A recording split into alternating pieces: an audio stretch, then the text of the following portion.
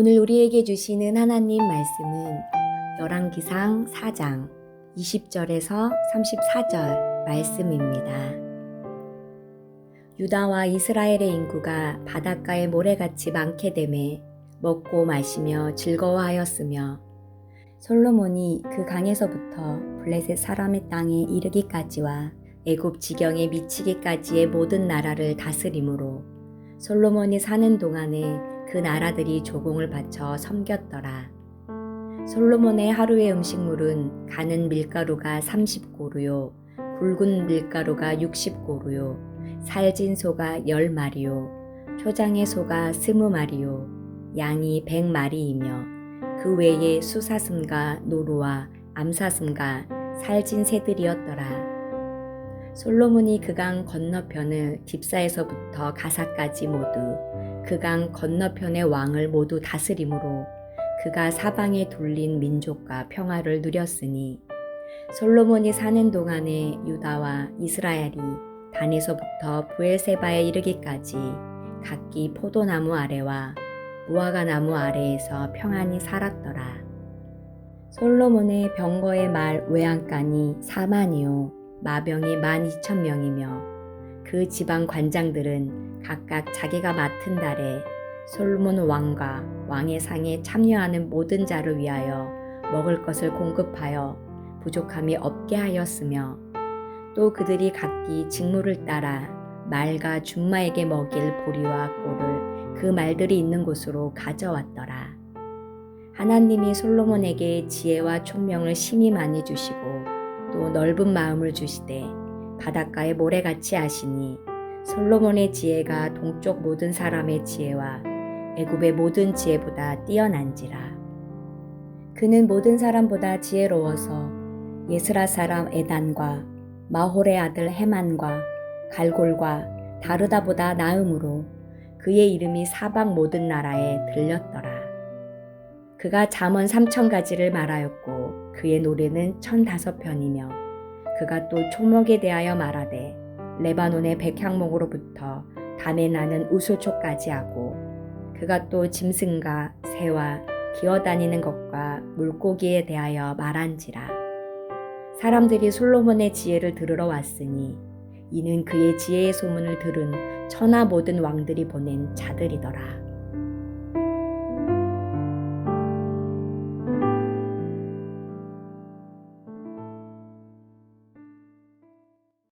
솔로몬은 기브온 산당에서 1,000번제를 드렸습니다. 그때 하나님께서 솔로몬에게 너는 무엇을 원하느냐라고 물으셨고 솔로몬은 사람의 말을 들을 수 있는 귀가 아니라 마음을 달라라고 구했습니다. 하나님은 그의 기도를 기뻐하셨습니다. 그래서 지혜를 풍성하게 주시는데 그뿐 아니라 솔로몬이 구하지 않았던 부귀와 영광도 주시겠다라고 하셨습니다. 열왕기상 3장 11절에서 13절에 보면 이에 하나님이 그에게 이르시되 내가 이것을 구하도다. 자기를 위하여 장수하기를 구하지 아니하며 부도 구하지 아니하며 자기 원수의 생명을 멸하기도 구하지 아니하고 오직 송사를 듣고 분별하는 지혜를 구하였으니 내가 내 말대로 하여 내게 지혜롭고 총명한 마음을 주노니 내 앞에도 너와 같은 자가 없었거니와 내 뒤에도 너와 같은 자가 일어남이 없으리라. 내가 구하지 아니한 부귀와 영광도 내게 주노니 내 평생의 왕들 중에 너와 같은 자가 없을 것이라. 이것은 내가 받는 지혜와 총명 그리고 부와 영광은 어느 누구도 받지 못할 만큼 전무후무할 것이다 라는 말씀입니다. 오늘 본문 열왕기상 4장 20절에서 34절은 하나님께서 솔로몬에게 주셨던 이 약속이 어떻게 응답되었는지를 기록하고 있습니다. 오늘 본문의 첫 절인 열왕기상 4장 20절을 보겠습니다.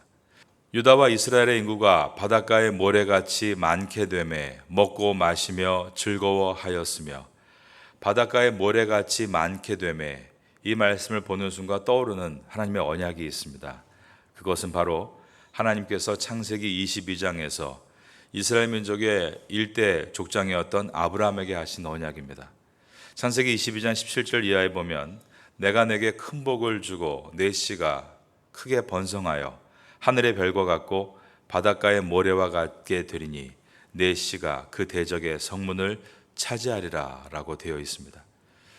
하나님은 아브라함에 이렇게 말씀하셨고, 또한 창세기 32장 12절에 보면 거기에 야곱의 기도가 나오는데, 야곱은 기도하기를 주께서 말씀하시기를 내가 반드시 내게 은혜를 베풀어 내 씨로 바다에 셀 수 없는 모래와 같이 많게 하리라 하셨나이다. 야곱이 고향으로 돌아갈 때였습니다. 에서가 마중 나온다는 말을 듣고 답답해해서 읊조린 기도의 내용이 이 내용입니다. 이 기도 내용이 있고 나서 가족을 먼저 강을 건너게 하고 혼자 야복 강가에 남아 다시 기도하는 내용이 들어 있습니다. 그 부르짖는 사건 이후에 아브라함에게 언약하신 내용이 야곱에게도 그대로 임하게 됐습니다.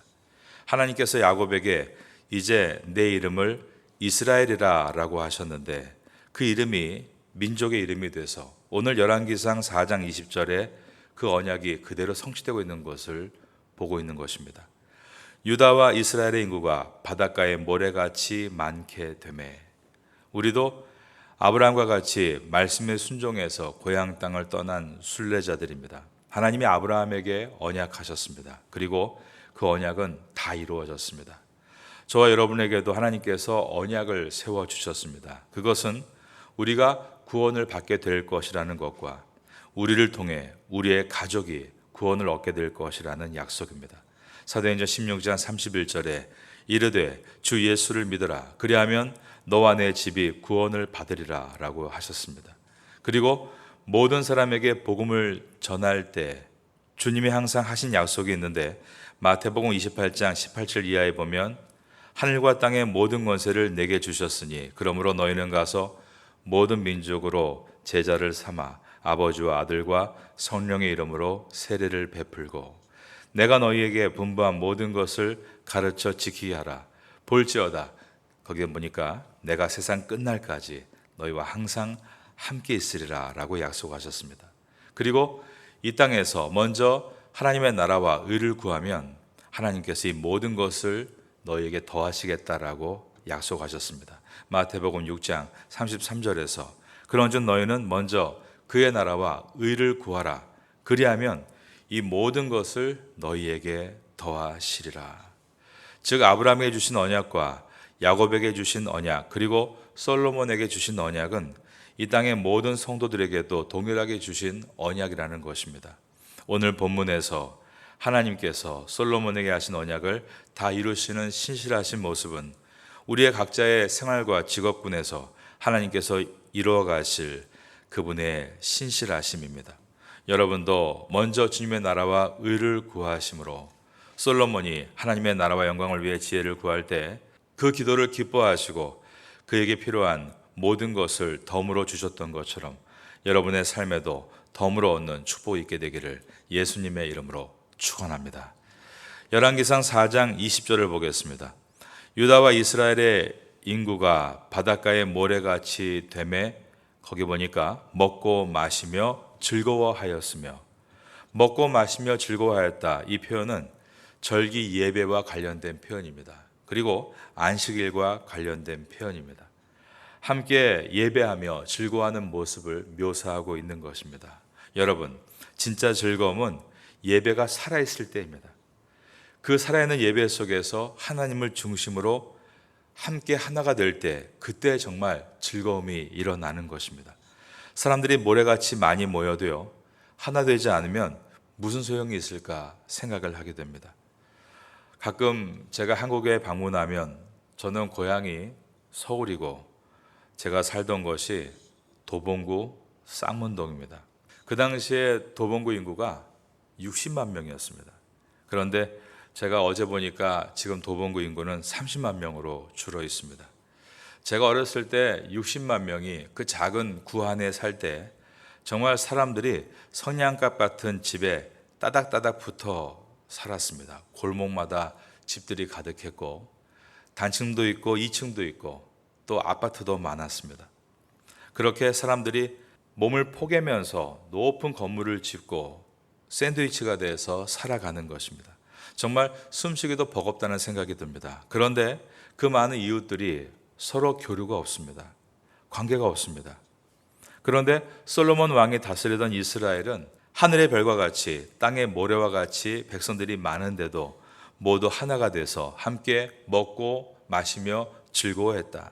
이것은 하나님 앞에 모이는 예배 때문이었습니다.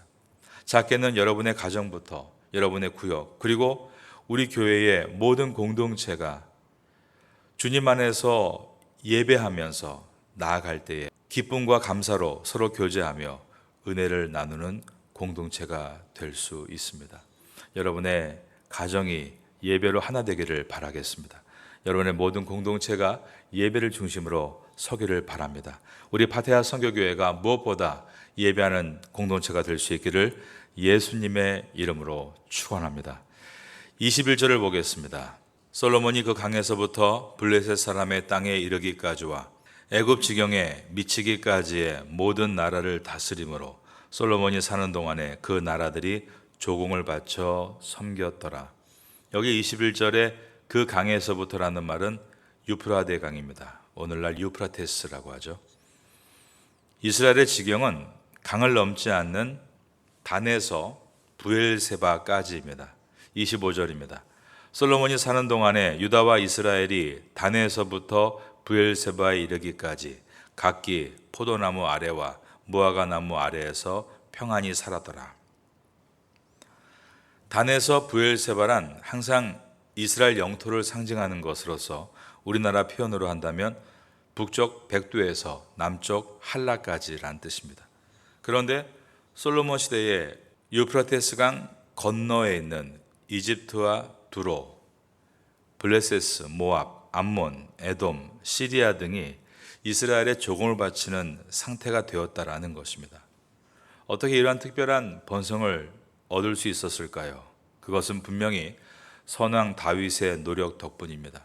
하나님 앞에 바로 서고 중심이 늘 살아있는 다윗의 시대가 지나간 후에 이런 번영이 왔습니다. 오늘 이 시대에 이러한 특별한 경험을 하고 있는 나라가 두 나라입니다. 하나는 지금의 이스라엘입니다.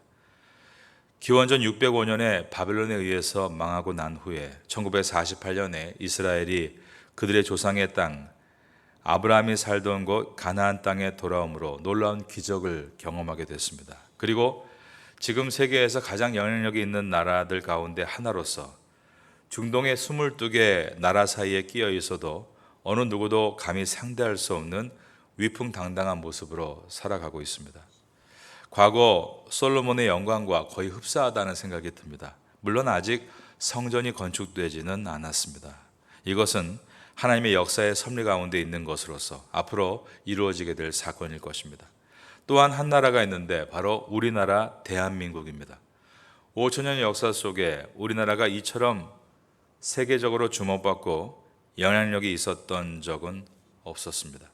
1907년 평양 대부흥과 1945년의 해방과 1950년 이후에 전쟁의 쓰라린 고통을 딛고 한국 교회가 부흥하고 정치와 경제와 문화가 발전한 것은 전적인 하나님의 축복이다라고 말할 수 있습니다. 그런데 하나님께서 축복을 주실 때는 그 축복을 나누라는 사명이 있는 것입니다. 우리는 축복을 받고 끝나는 복의 종착지가 아니라 축복을 나누는 복의 유통지가 되기 위해서 늘 깨어서 힘써 나가야 됩니다. 한국교회가 부흥 발전할 수 있는 것은 이와 같이 외국에 나와 있는 한인 디아스포라 교회가 계속 그 땅에서 선교하고 복음을 전할 때 한국교회는 살아날 수 있는 것입니다. 하나님께서 우리 파테아 선교교회에 이러한 힘을 주실 줄로 믿습니다. 22절을 보겠습니다. 솔로몬의 하루 음식물은 가는 밀가루가 30고루요 굵은 밀가루가 60고루요 1고루가 220리터입니다. 그러니까 어마어마한 양이죠. 약 500인분의 양입니다. 그런데 30고루 6600리터의 밀가루가 솔로몬 왕의 하루 음식이었다. 거기에 굵은 밀가루 60고루가 더해졌다. 23절에는 소가 10마리, 들소가 20마리, 양이 100마리, 그 외에 진귀한 음식들이 하루의 식사로 나왔다라고 했습니다. 살찐 소가 10마리요, 초장의 소가 20마리요, 양이 100마리며 그 외에 숫사슴과 노루와 암사슴과 살찐 새들이었더라. 10만 명 이상이 먹을 수 있는 이 음식의 양은 그 당시에 솔로몬의 왕실과 예루살렘이 얼마나 부유했는지를 보여줍니다. 44절입니다. 솔로몬이 그강 건너편을 딥사에서부터 가사까지 모두 그강 건너편의 왕을 모두 다스림으로 그가 사방에 둘린 민족과 평화를 누렸으니, 이와 같이 유프라테스강 건너편에 있는 나라들이 솔로몬에게 조공을 바친 것입니다. 26절은 솔로몬의 군사력을 보여줍니다. 솔로몬의 병거의 말 외양간이 4만이요 마병이 12,000명이며, 이스라엘 전쟁사의 가장 큰 전쟁은 아수르 왕과 전쟁을 벌인 북이스라엘의 세 번째 왕조였던 오므리 왕조입니다. 기원전 853년에 그때 있었던 카르카르 전투에 참여한 병거 수가 나오는데 역사에 보면 2,000대였다라고 되어 있습니다. 그런데 지금 이 솔로몬의 병거를 보니까 말 외양간이 4만이고 마병이 12,000이다. 솔로몬이 가지고 있던 전력이 얼마나 컸는지를 보여주는 장면입니다. 27절부터 28절도 봅니다. 그 지방 관장들은 각각 자기의 맡은 달에 솔로몬 왕과 왕의 상에 참여하는 모든 자를 위하여 먹을 것을 공급하여 부족함이 없게 하였으며, 또 그들이 각기 직무를 따라 말과 준마에게 먹일 보리와 꼴을 그 말들이 있는 곳으로 가져왔더라. 솔로몬은 바닷가의 모래같이 재물만 많았던 것이 아니라 바닷가의 모래같이 넓은 마음을 가지고 있었다라고 되어 있습니다. 29절입니다. 하나님이 솔로몬에게 지혜와 총명을 심히 많이 주시고 또 넓은 마음을 주시되 바닷가의 모래같이 하시니, 지혜의 근본이 하나님이다라는 것을 보여주는 구절입니다. 이 문장의 주어가 하나님입니다. 하나님께서 솔로몬에게 지혜와 총명을 심히 많이 주셔서 그는 넓은 마음을 갖게 되었고, 그 넓은 마음은 바닷가의 모래 같았다라고 했습니다. 넓은 마음, 이것이 우리에게 있어야 합니다. 그래야 우리가 스트레스를 받지 않을 수 있습니다. 우리가 스트레스를 받는 이유가 무엇입니까? 마음의 용량이 작기 때문입니다. 이 아침에 기도하실 때 하나님께 여러분들은 지혜와 넓은 마음을 구하십시오. 바다를 아십니까? 세계에서 가장 넓은 물 웅덩이라고 할 수 있습니다. 바다가 왜 그렇게 큽니까? 가장 낮은 곳에 있기 때문입니다. 그래서 모든 물들이 몰려 들어옵니다. 웬만한 폐수가 흘러들어도 바다를 오염시키지 못합니다. 오히려 바다는 폐수를 정화시킵니다. 그 이유는 넓기 때문입니다. 예전에 새벽기도를 마치고 바다를 많이 걸었던 일이 있습니다.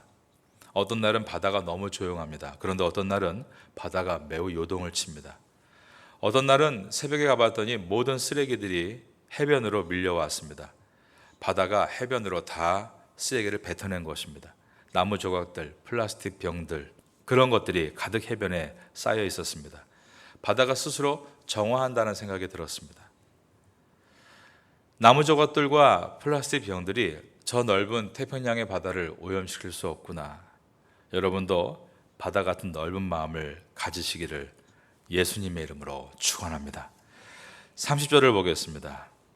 솔로몬의 지혜가 동쪽 모든 사람의 지혜와 애굽의 모든 지혜보다 뛰어난지라.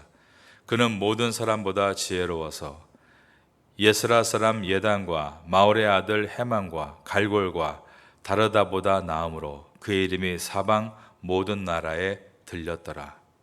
그 당시에 현자라 불렸던 여러 사람의 이름을 거론하면서 그들보다도 솔로몬은 뛰어났다라고 했습니다. 그러면서 4장 32절을 보면 그가 잠언 3,000가지를 말하였고 그의 노래는 1,005편이었다라고 되어 있습니다. 솔로몬이 잠언을 3,000개를 지었고 노래를 1,005편을 만들었다는 것입니다. 3,000편의 잠언은 하루에 한 편씩만 지어도 10년의 시간이 필요합니다. 세상적인 시도 이렇게 많이 쓰면요, 시심이라고 하죠. 시심으로 잘 살게 될 것입니다. 그런데 하나님이 누구신가를 논하는 잠언을 3,000편을 쓰고 찬양을 1,000편을 만들었다면 그가 어떤 마음으로 살았을까 짐작하고도 남음이 있습니다. 마지막 부분인 33절입니다.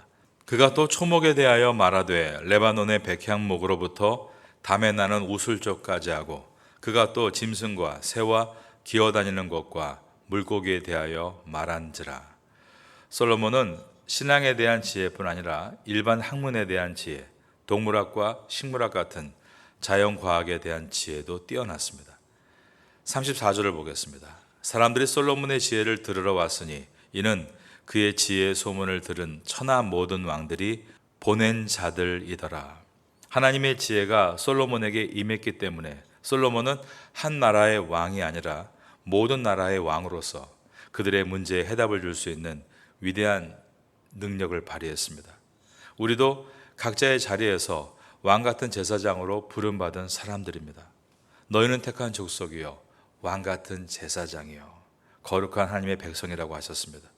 솔로몬과 같이 우리는 하나님의 지혜를 구하고 하나님의 지혜로 일을 해 나아가며 정치를 하건 사업을 하건 교육을 하건 각자의 자리에서 시심으로 사는 시인이 힘을 내서 살듯이 그보다 뛰어난 하나님의 깊은 신앙심을 가지고 승리할 수 있는 성도가 되기를 바라겠습니다. 우리는 하나님 앞에 이러한 가능성이 있는 사람들입니다. 이 은혜를 기억하고 이번에 열왕기서를 지날 때 무엇보다 하나님의 지혜를 붙듦으로 여러분의 마음이 바다같이 넓어지게 되기를 예수님의 이름으로 축원합니다.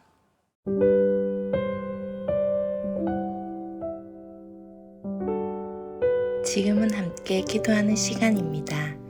4월의 공동 기도 제목은 첫째, 선교를 위해 기도하는 교회가 되게 하소서. 둘째, 이 지역 교회들의 필요함을 채워주는 교회가 되게 하소서. 셋째, 지역 사회를 섬기는 교회가 되게 하소서. 넷째, 태국 목회자들과 한국 선교사들을 후원하는 교회가 되게 하소서. 말씀을 붙잡고 기도하는 귀한 시간 되시기를 소망합니다.